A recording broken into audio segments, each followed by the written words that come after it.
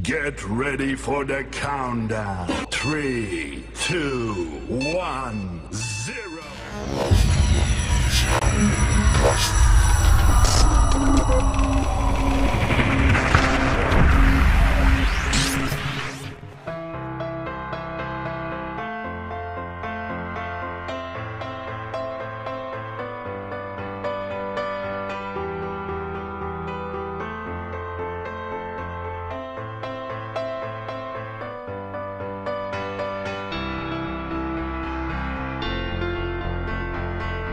In the wild, unless you're sitting at the top of the food chain, everything is trying to eat you. In order to survive, you either gotta get fast, get hiding, or get creative. One creature that's developed a shocking but effective defense mechanism is none other than the electric eel, able to spontaneously generate high-voltage pulses of electricity. So what do you think happens when a vicious predator like the caiman, the Amazon's equivalent of a crocodile, tries to take a bite out of an electric eel? Will it get the shock of its life, or is it lights out for the cranky caiman?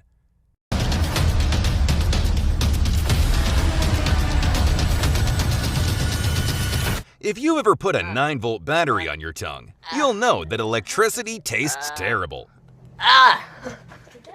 There's also that unpleasant, painful jolt in your mouth, kind of like licking an electric fence. Now imagine ramping that battery up from 9 volts all the way to 860 volts. And you're starting to get an idea just how much biting an electric eel sucks. So how do electric eels deliver such a powerful shock? What can that much electricity do to a human being? And did the caiman make it out alive? You'll have to stick around to find out. Electrophorus electricus, otherwise known as the electric eel, is a curious fish. Despite having the word eel in its name and looking exactly like one, they're not eels at all. In fact, they're part of the Gymnotiformes family of knife fish and are more closely related to a catfish or carp than a traditional eel. Up until 2019, it was believed there was only one species of electric eel. That was before an expedition found and classified 2 more species, Electrophorus vari and Electrophorus voltae. Growing up to 8 feet long and weighing as much as 44 pounds, you'll find electric eels throughout the northeast of South America, including the Amazon and Orinoco river basins. They love lurking through slow-moving freshwater creeks and swamps, using their secret superpower to stun and kill their diet of fish, shrimp, amphibians, and sometimes even small mammals. For centuries, the indigenous tribes of Venezuela called the electric eel arimna, or something that deprives you of motion. To catch these slimy, sparky treats, tribesmen used to drive herds of wild horses into the eel-infested ponds. The horses' hooves would churn up the mud and bring all the eels to the surface, where they would leap out of the water and attack. The tribesmen would wait until the swarm of rapidly discharging eels had run out of juice before jumping in and catching 1 or 2 for dinner. This technique was witnessed by Prussian explorer Alexander von Humboldt, who in 1800 became utterly fascinated by this mystical creature. In a remote rainforest village in Venezuela called Los Llanos, Alexander set up a series of crude experiments to test the strength of the electric eel's shock. Now, when I say crude, I mean crude.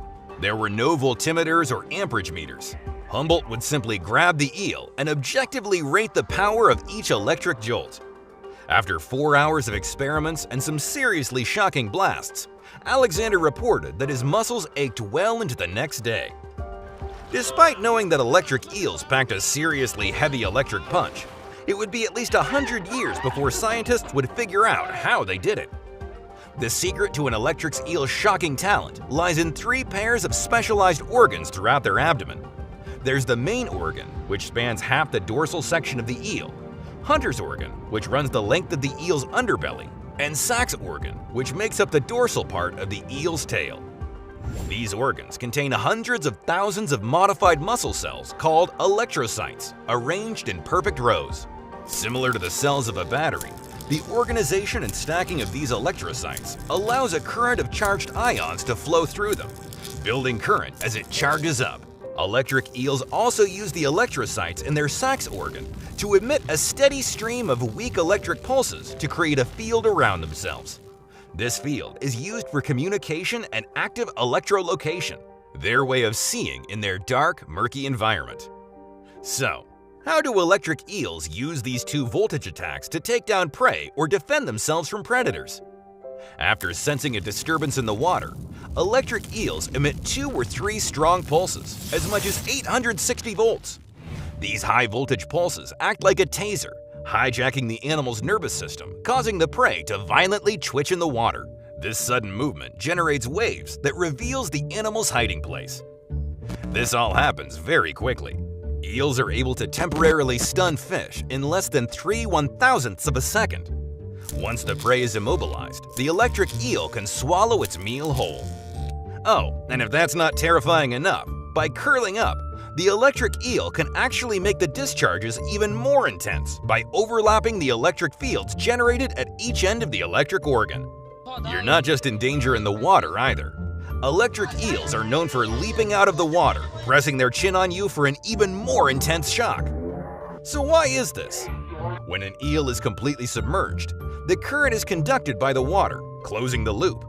When they leap out of the water and press their chin, the positive pole, against their target, the electrical current is forced to travel through the body of the target to reach the negative pole. The end result? An even bigger shock. Scientists measured this in an experiment using a prosthetic arm fitted with electricity sensors that lit up when activated. When the arm was placed into the tank, the eel leapt out of the water, causing the highest discharge from just underneath its chin. How are you at handling electric shocks? Are you brave enough to swim with an electric eel? Let us know in the comments below. So, we know electric eels regularly take down small fish. But what about larger animals? Curious dogs are no match for the static charge of an electric eel. In fact, one shock sends this German Shepherd whimpering. But it's the Amazon caiman who finds itself often tussling with the electric eel, and it can be a flip of the coin who comes off second best. Sometimes, the warning pulses of an electric eel stop the caiman dead in its tracks, the ravenous reptile convulsing violently for a few seconds before regaining his composure and making a run for it. Other times, it's not so lucky. If a caiman manages to get a decent bite on the eel as the high-voltage shocks are discharged, his jaw clamps shut and the pair are locked in a shocking stalemate. Every one of the caiman's muscle fibers spasm uncontrollably before the reptile's heart finally gives out.